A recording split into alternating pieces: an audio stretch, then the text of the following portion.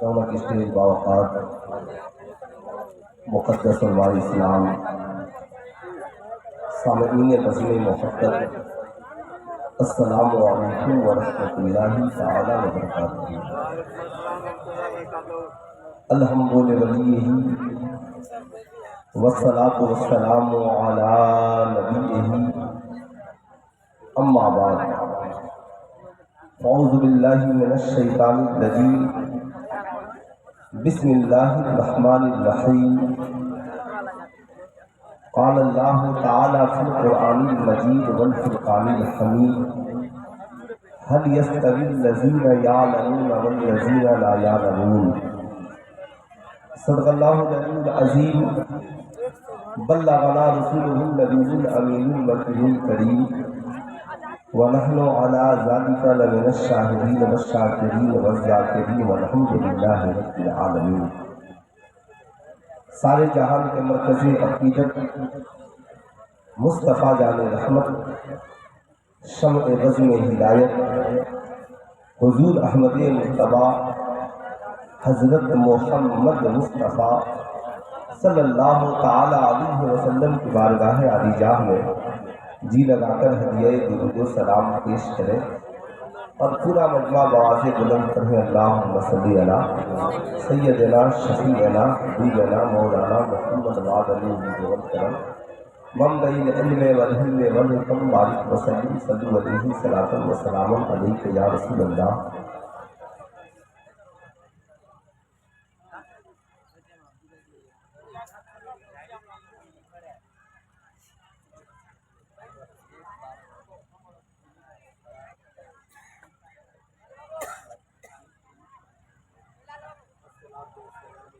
یا رسول اللہ، الصلاۃ والسلام علیک یا حبیب اللہ صلی اللہ تعالی علیہ وسلم۔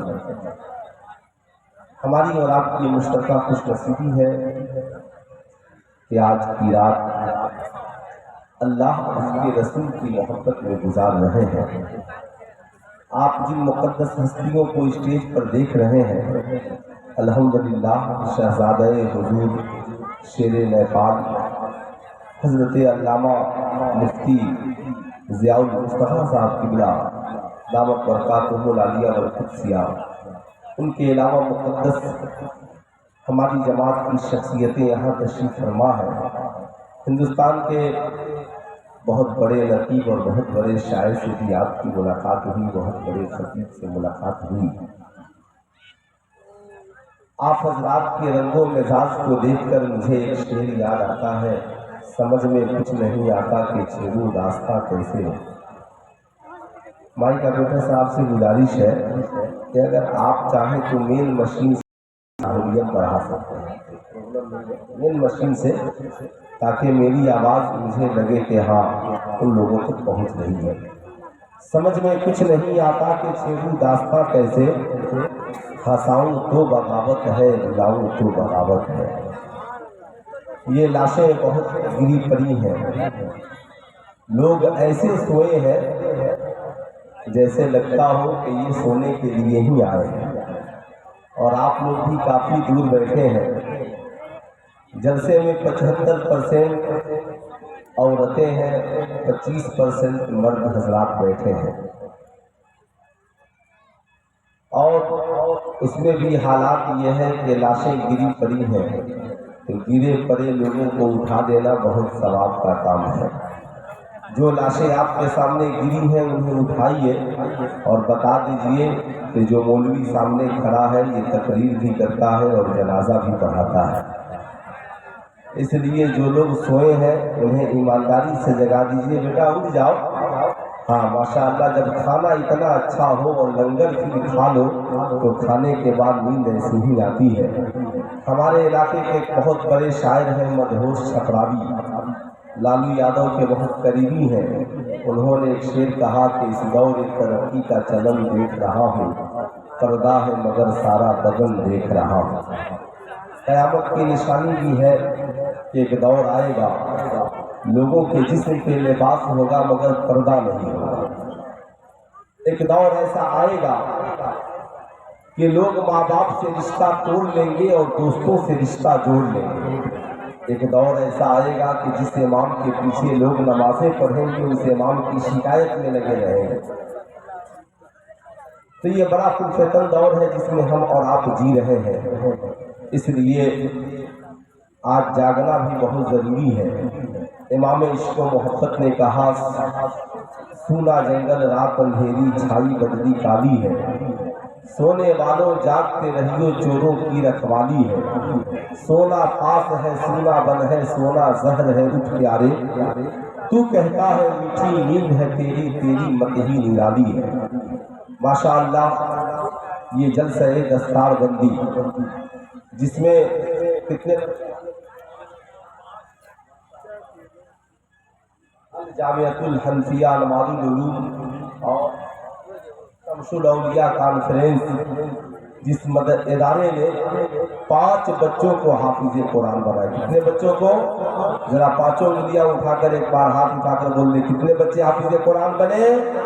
اور تھوڑی سی آواز اونچی کیجیے، کتنے بچے بنے؟ 5۔ دنیا میں ساری کتابیں ایک طرف اور تنہا قرآن، ذرا ایک ایک انگلی اٹھا کر بول دیجئے، تنہا قرآن۔ قرآن جیسی دنیا میں کوئی کتاب ہے؟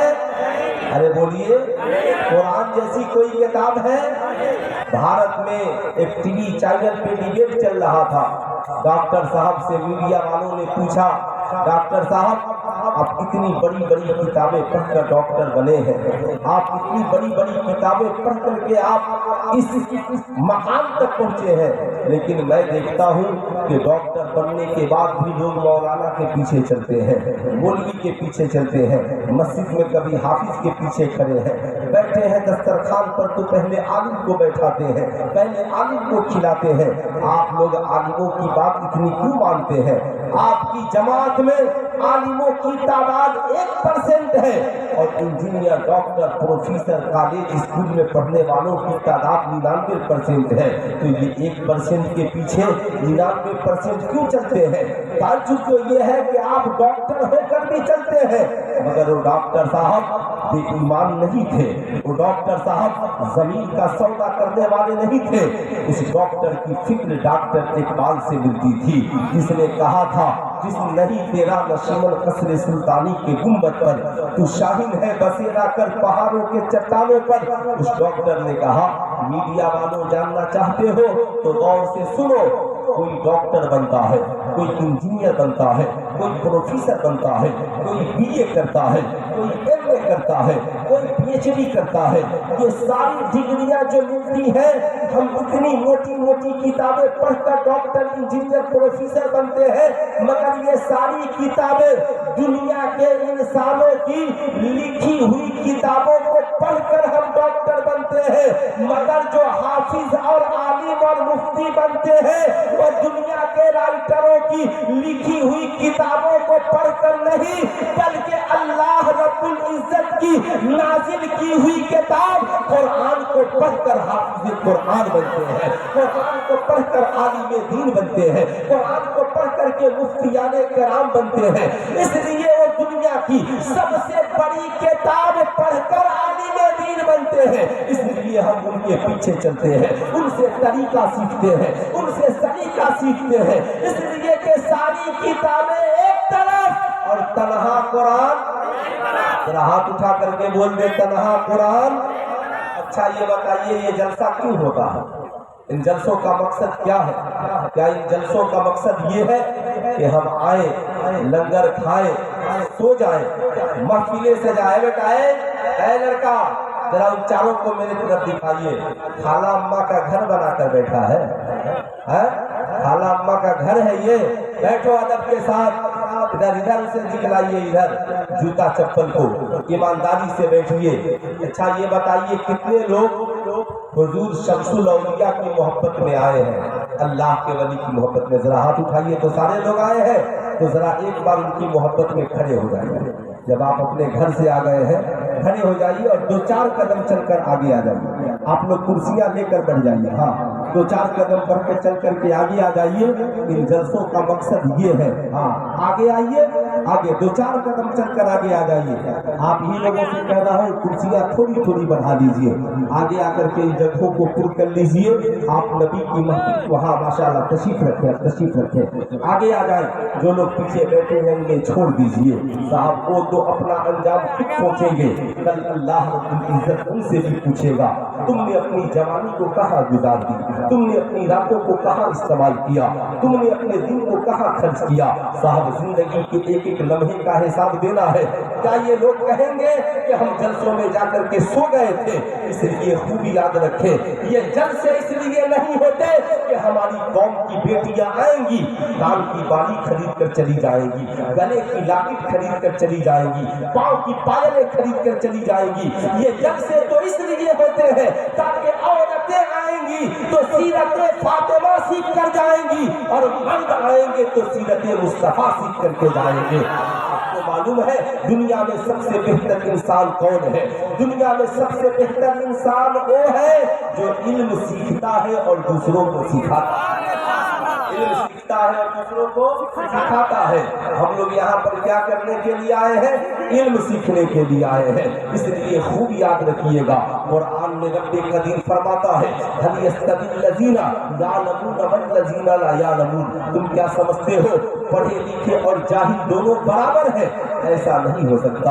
पढ़े लिखे और जाहिल दोनों बराबर नहीं हो सकते। कुरान ने कहा उतुल इल्मा दर्जात, जो पढ़ेगा उसके रुतबे को बढ़ा दिया जाएगा। यही वजह है इस्लाम में तालीम पहले फर्ज है, इस्लाम में नमाज बाद में फर्ज है, रोज़ा बाद में फर्ज है, हज बाद में फर्ज है, ज़कात बाद में फर्ज है, मगर तालीम इस्लाम में पहले फर्ज है। जानते हैं क्यों पहले फर्ज है?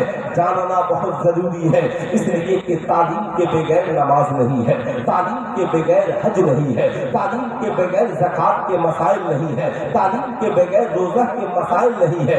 याद रखिएगा, तालीम के बगैर इंसान की जिंदगी अधूरी है। तुमने अपनी बेटी को करोड़ों का जेवर दे दिया, मगर खातून जन्नत की सीरत की तालीम नहीं दी तो कुछ नहीं दिया। तुमने अपने बेटों को अरबों अरबपति और खरबपति बना दिया, करोड़ों का मालिक बना दिया, मगर मुस्तफा जाने रहमत सल्लल्लाहु अलैहि वसल्लम की सीरत की तालीम तुमने नहीं दी। समझने कि तुमने अपने बेटे को कुछ नहीं दिया, इसलिए कि तेरे बेटे को पता ही नहीं है हलाल क्या है, हराम क्या है, अच्छा क्या है, बुरा क्या है। यही वजह है आज का पढ़ा लिखा कॉलेज का नौजवान भी कहता है मौलाना हमारी मर्जी, हम चाहे जैसे जिए, हम किसी मौलवी के कहने पे अपनी जिंदगी क्यों गुजारेंगे, हम किसी मौलाना के कहने पर अपनी जिंदगी क्यों गुजारेंगे। लेकिन सबसे पहले याद रखिए, कोई आलिम अपनी मर्जी की बात आपसे नहीं कहता, बल्कि ये कहता है अल्लाह के नबी ने ये कहा है, मुस्तफा जाने रहमत ने ये कहा है। आज का नौजवान कहता है मौलाना कान मेरा है, मैं चाहे बाली पहनूं या इसे छेदा दूं, आपका क्या जाता है। कलाई मेरी है, मैं चाहे चूड़ी पहनूं या घड़ी पहनूं या कंगन पहनूं, आपका क्या जाता है। जैसे मैंने देखा कि 2 बच्चे बैठे थे और सर पे वो जिन्नाती सींग लगा करके यहाँ बैठे थे। आप बचपन से अपने माँ बच्चों को कैसा माहौल देना चाहते हैं? आज का नौजवान साहब जुल्फे बढ़ा लेता है, औरतों की तरफ बाल बढ़ा करके यहाँ रबड़ लगा लेता है, और साहब दाढ़ी यहूदियों की तरफ कटा करके फ्रेंच कट यहाँ पे बढ़ा लेता है। समझता है समाज में हम बहुत स्टाइलिश हो गए हैं, हमने बहुत तरक्की कर लिया है। याद रखना, तुमने अपने बच्चों को बचपन से बावफा नहीं बनाया, बावकार नहीं बनाया, पक्का सच्चा मुसलमान नहीं बनाया। याद रखना, तेरा बुढ़ापा भी अच्छा नहीं कटेगा और तेरी औलादों का भी अंजाम अच्छा नहीं होगा। तुमने अपनी बेटियों को बचपन में बाहया नहीं बनाया, तुमने जन्नत की सीरत से उनकी जिंदगी को आरास्ता नहीं किया।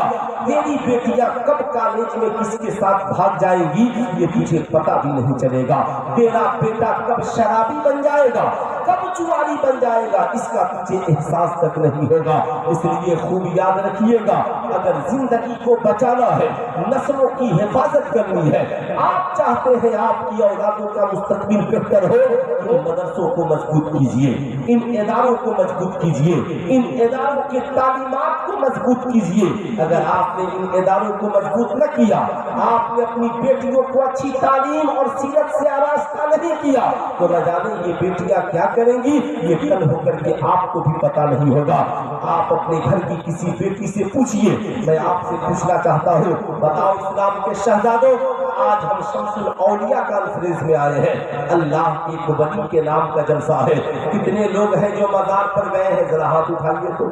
सारे लोग मजार पर जाते हैं। आप बताइए, मजार वाले बाइज्जत होते हैं या बेइज्जत होते हैं? बाइज्जत होते हैं साहब। इसक्यों याद रखिएगा, आला हजरत अजीमुल बरकत ने लिखा, मजार शरीफ पर एक चादर चढ़ाओ ताकि पता चले ये अल्लाह के वली की कब्र है, ताकि लोग उस कब्र की भी इज्जत करें और कब्र वाले की भी इज्जत करें। गौर से सुनिएगा, जो लोग बाइज्जत होते हैं, बापर्दा होते हैं, वो जमीन के ऊपर रहते हैं तो भी बापर्दा रहते हैं, और जमीन के अंदर है तो उनकी कब्रों पे चादरें चढ़ी होती है। याद रखिएगा, काबा दुनिया का सबसे बाइज्जत घर है, इसलिए सारे घर एक तरफ और काबे के ऊपर पर्दा लगा हुआ है। याद रखिएगा, कुरान दुनिया की सबसे बाबरकत किताब है, इसलिए सारी किताबें बेपर्दा रहती हैं, मगर कुरान के ऊपर गिलाफ चढ़ा रहता है। इस्लाम के शहजादों, बताओ क्या तुमने अपनी बेटियों को ईद में जहां 5000 के कीमती कपड़े खरीद कर दिए थे, क्या तुमने वहां अपनी बेटियों के लिए हिजाब भी खरीदा था? क्या तुमने अपनी बेटियों के लिए मोटा दुपट्टा भी कभी खरीदा था? क्या तुमने कभी अपनी बेटी से कहा था, बेटी ऐसा दुपट्टा न ओढ़ना जिससे जुल्फ जिससे बाल नजर आए, बाल की सियाही नजर आए? बेटी ऐसा लिबास न पहनना जिससे जिस्म की बनावट नजर आए। बेटी ऐसा लिबास न पहनना जिससे जालिमों की नजरें तुझे उचक ले। बेटी, पर्दे का ख्याल रखना। इस्लाम में पर्दा किसे कहते हैं? हमने सिर्फ फातिहा को याद रखा है, हमने सिर्फ नाम को याद रखा है, हमने सिर्फ अपना नाम, बेटियों का नाम आयशा रखा है, हमने अपनी बेटियों का नाम फातिमा रखा है, लेकिन हमने किरदार आयशा भुला दिया है, हमने किरदार फातिमा भुला दिया है। अगर माँ हो तो किरदार आयशा सुन करके जाओ, हम सबकी अम्मी जान है, उम्मुल मोमिनीन हजरत आयशा सिद्दीका रज़ी अल्लाह ताला अन्हा है, बैठी हुई है। इतने में साहब एक दो बच्चियां आती हैं, आने के बाद आका का उनकी बारगाह में जब आती है, उनके सरों पे जो दुपट्टा है साहब बड़ा पतला दुपट्टा है, बाल की सियाही नजर आती है। उम्मुल मोमिनीन हजरत आयशा सिद्दीका ने चादर के दो टुकड़े किए और उन बच्चियों के सरों से दुपट्टा उतार दिया और दोनों चादरों के उनके सरों पर डाल दिया। कहा, बेटियों वो दुपट्टा न ओढ़ना जिससे तेरी बाल की सियाही नजर आए, इसलिए कि इसमें हया, इसमें बेहयाई है, इसमें बेपर्दगी है। और सुल्तान रजा कौम की बेटियों को बताना चाहेगा, क्या तुमने कभी अपनी बेटियों को ये मसला बताया?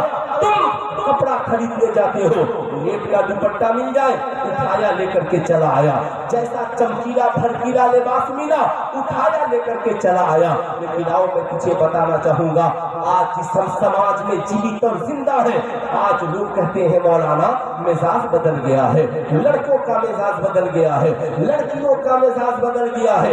मैं पूछना चाहता हूँ, मिजाज ऐ लड़का है, बच्चा कहाँ जा रहा है? बैठो, इत्मीनान सुकून के साथ कहाँ जा रहा है? उठकर कभी बैठा।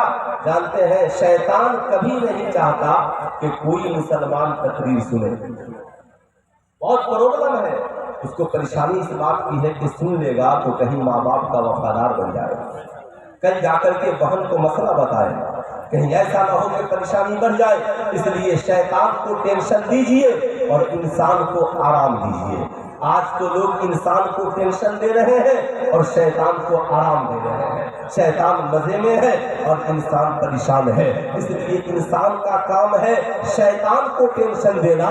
इसलिए शैतान को टेंशन दीजिए, गिरी पड़ी लाशों को आहिस्ता आहिस्ता उठाइए कि उठो और मौलवी साहब क्या बोल रहे हैं जरा इसे भी सुन लो। मैं जो बताना चाह रहा था इसे गौर से सुनिएगा। आपकी बेटी बेहया हो गई, हजरत ताबीज लिख दीजिए ना, मेरी बेटी नेक हो जाए। हजरत ताबीज लिख दीजिए ना, बेटा नेक हो जाए। अरे बनाना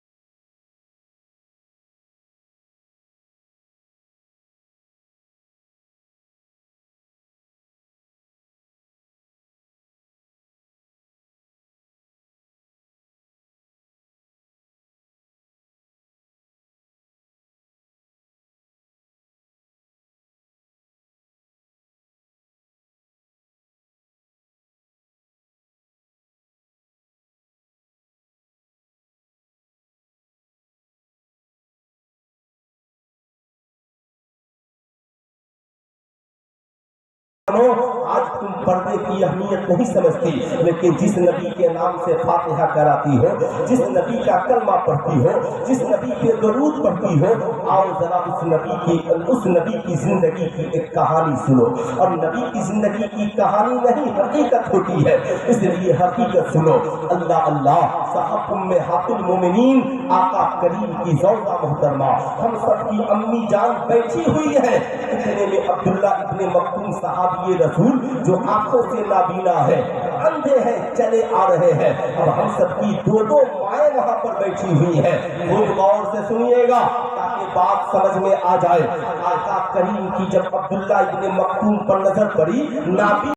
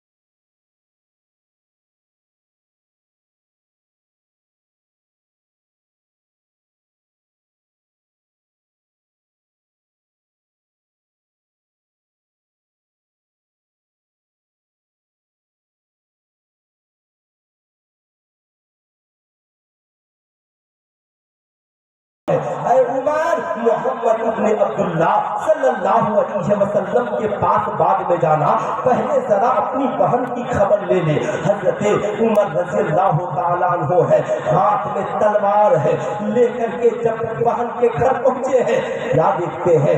بہن قرآن کی تلاوت میں مصروف ہے۔ اللہ اللہ اندر داخل ہوئے، کہا بہن تو کیا پڑھ رہی تھی؟ بہن نے کہا تھا ہاں میرے بھائی میں قرآن پڑھ رہی تھی۔ حضرت عمر نے مارنا شروع کر دیا۔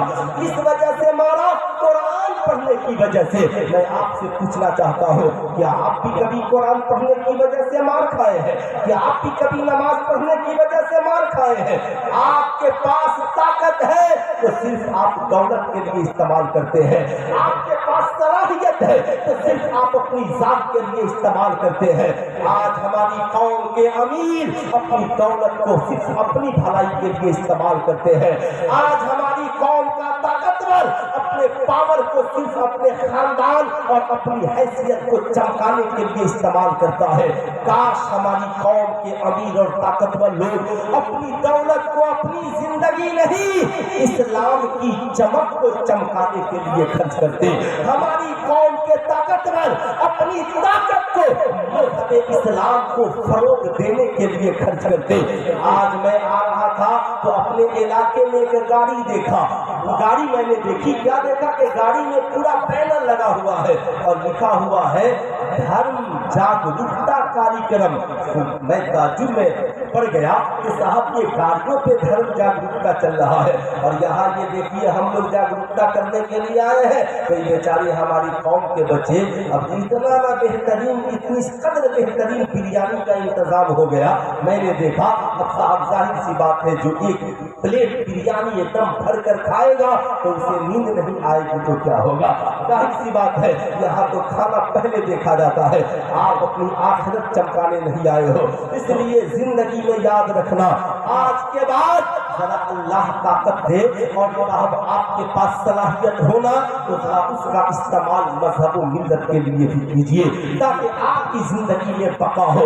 اللہ اللہ، حضرت عمر نے اپنی بہن کو بہت مارا، ان کے بہنوئی بچانے کے لیے آئے تو انہیں بھی مارا، جسم لہو لہان ہو گیا، مگر ان کی بہن اللہ اللہ حضرت فاطمہ بنت اسد قرآن کی تلاوت کرتی، فاطمہ بنت خطاب قرآن کی تلاوت کرتی رہی۔ یاد رکھیے گا خوب غور سے، قرآن کی تلاوت ہوتی رہی۔ پوچھا حضرت عمر نے بہن آج کیا بات ہے؟ میں نے جسے مارا تھا کبھی عمر تھکا نہیں تھا مگر آج عمر تھک گیا ہے، بہن تیرے رویے میں بدلاؤ نہیں ہے۔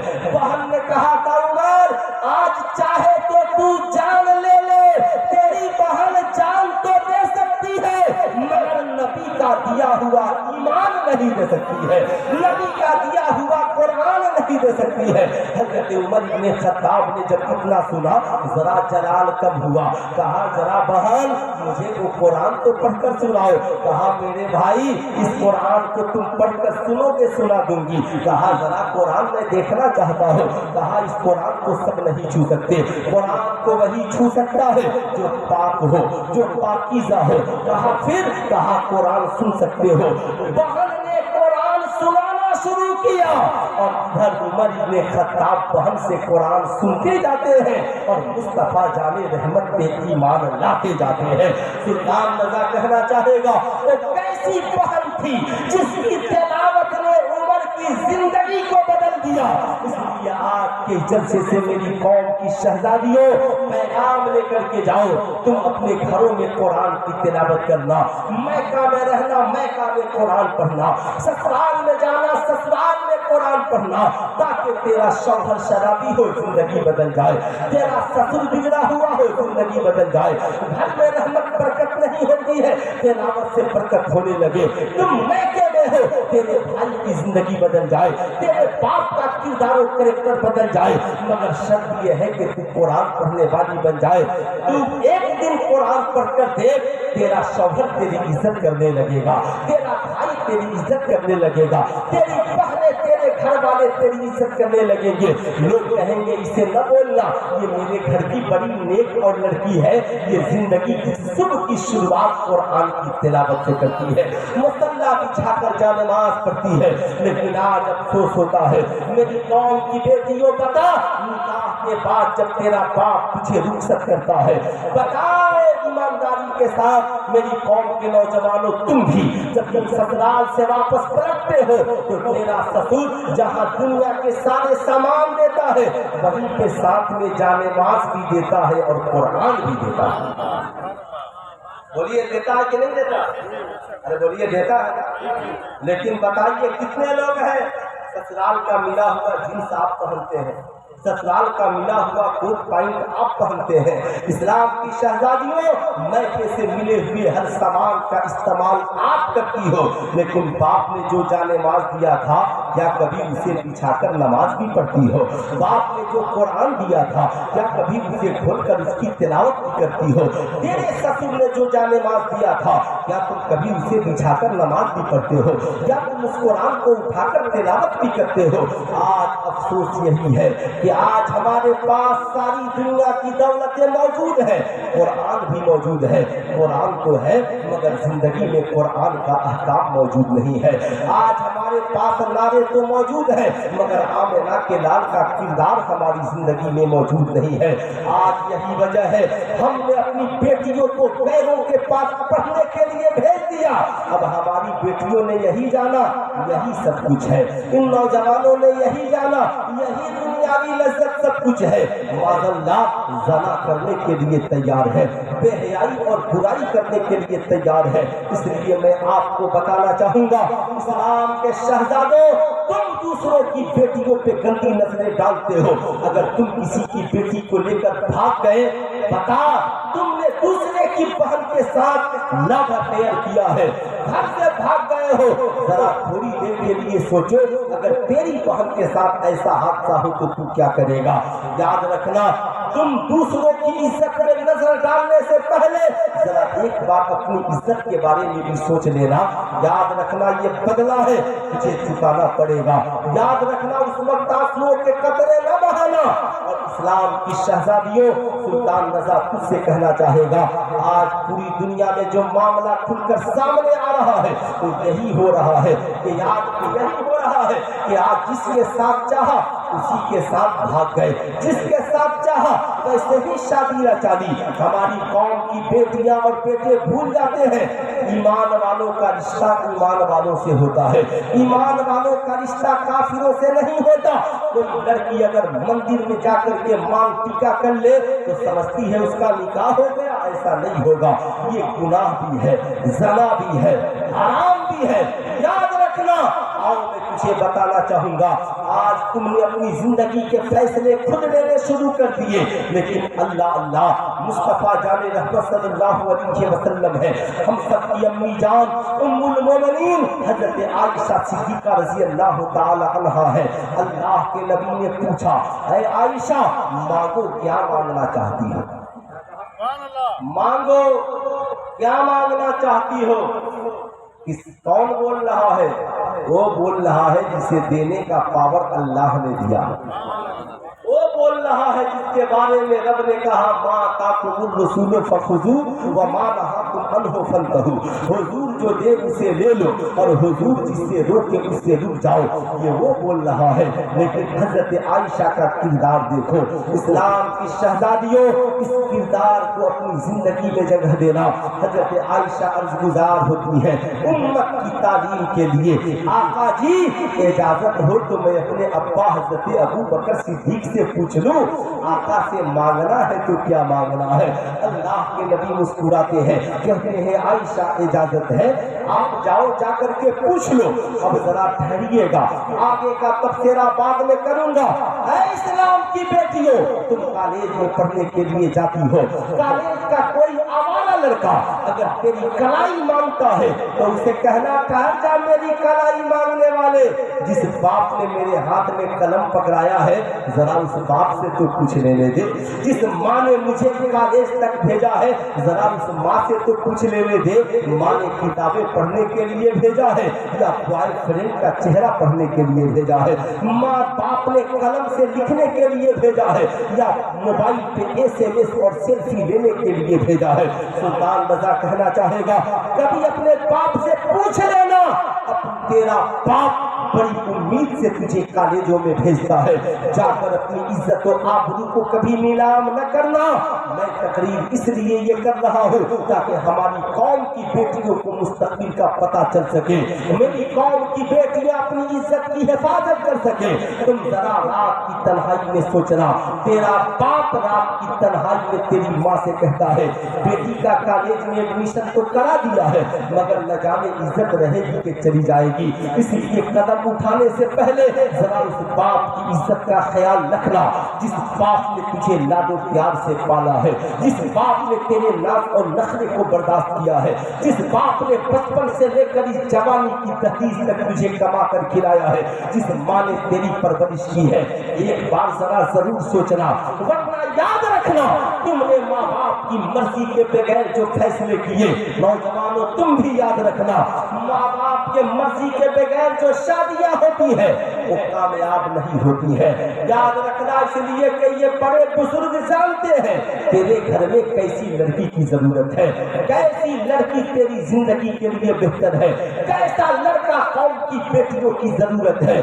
اللہ حضرت عائشہ صدیقہ نے زمانے کی بیٹیوں کو یہی بتایا کہ چاہے شوہر کا معاملہ ہو یا گھر کا، ذرا ایک بار اپنے ماں باپ سے مشورہ ضرور لے لینا۔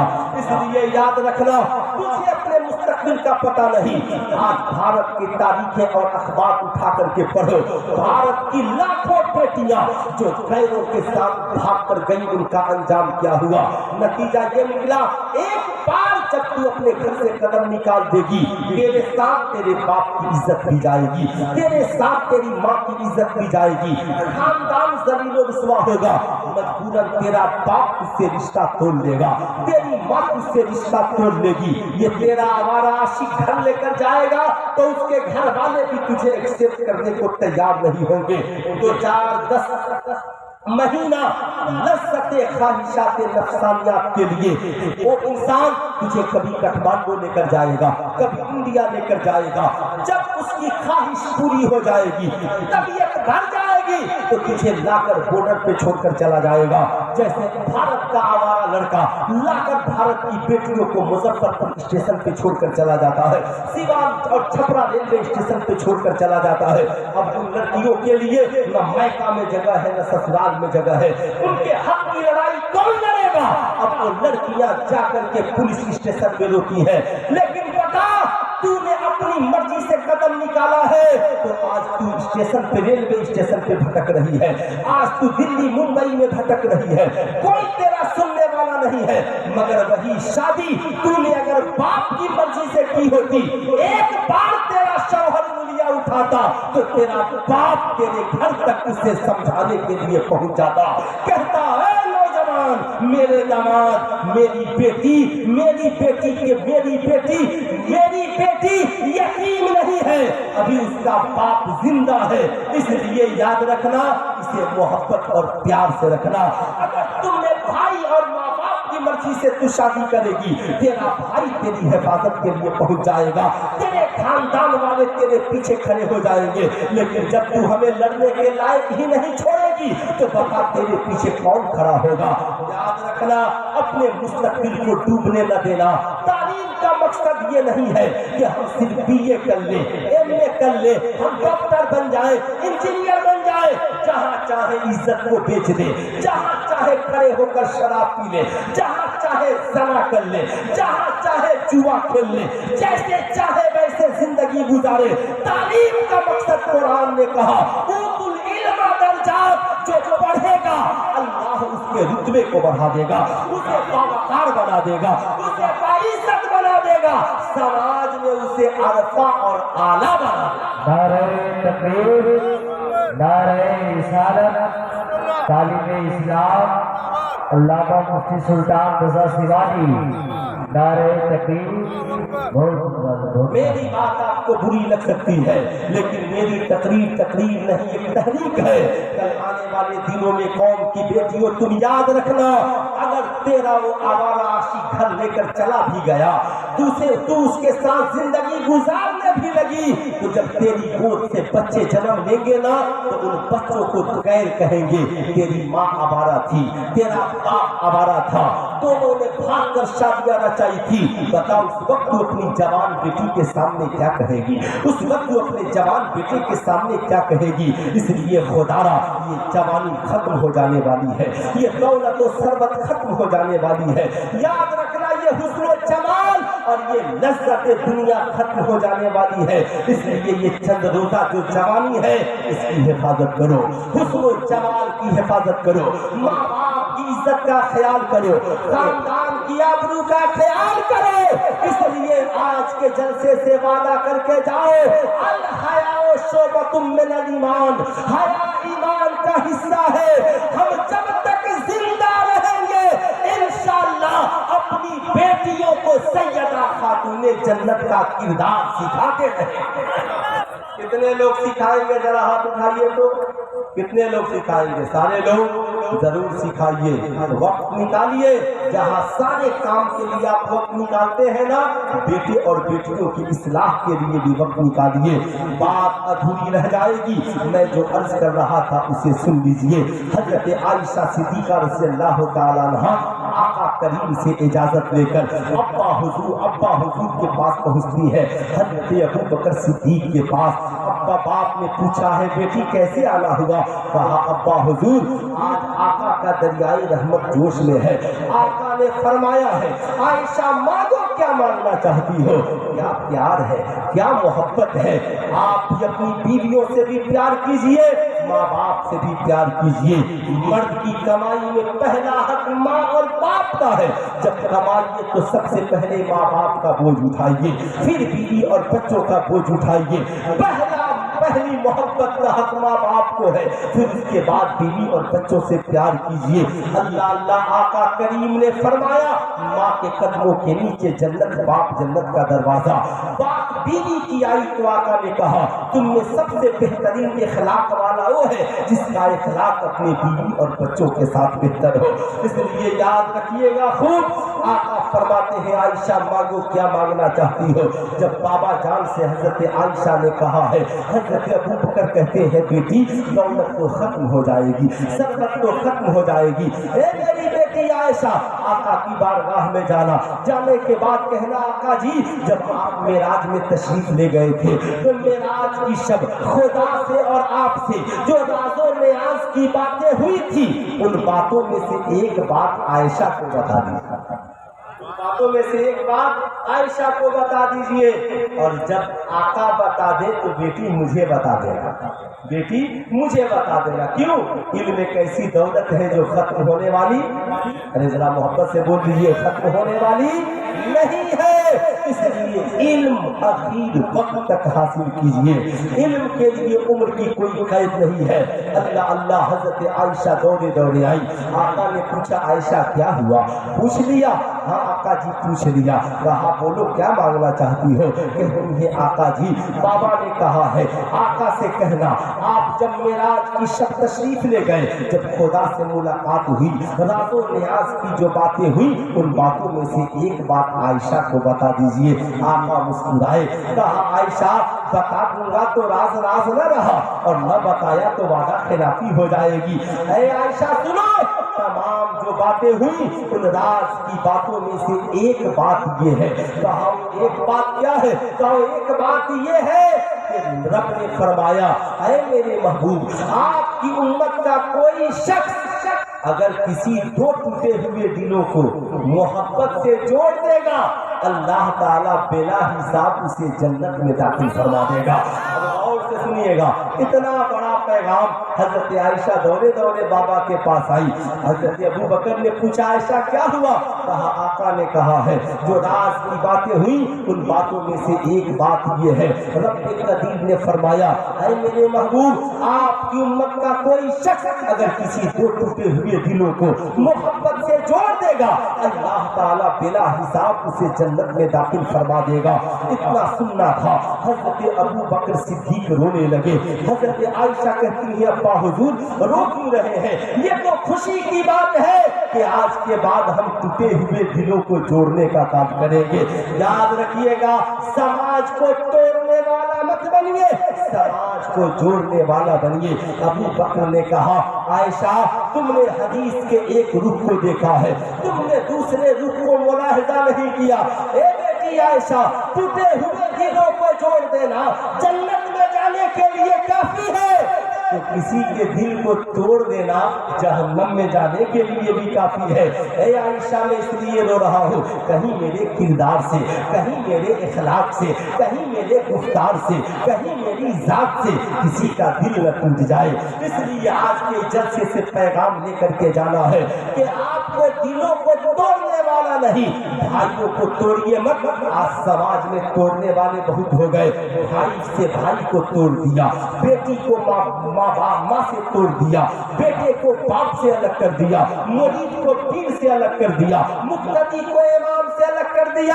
اے توڑنے والوں چاہے تیرا ٹھکانہ کیا ہے, اس لیے کوشش کیجئے آپ کا اخلاق اچھا ہو, آپ کا کردار اچھا ہو, آپ کا گفتار اچھا ہو, آپ کی زندگی بہتر ہو, تاکہ آپ کی ذات سے کسی کا دل ٹوٹے نہیں. آپ دلوں کو توڑنے والا مت بنیے بلکہ دلوں کو جوڑنے والا بنیے.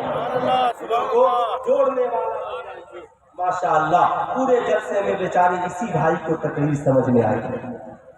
یہی بیچارہ سمجھا ہے کہ کبھی کبھی خطیبوں سے بھی مصافحہ کر لینا چاہیے, ہے نا. ایسے ظاہر سی بات ہے, میں اس لیے نہیں بول رہا ہوں کہ آپ مجھے پیسہ دیجئے, میں یہ بتا رہا تھا آخری پیغام سلطان رضا کا یاد رکھیے. پورا مجمع کھڑے ہو جائیے. ماشاء اللہ وہ حفاظ کرام آ رہے ہیں نا, آپ لوگوں سے میں بول رہا ہوں کھڑے ہو جائیے جنہوں نے اپنے سینے میں قرآن کو محفوظ کر دیا.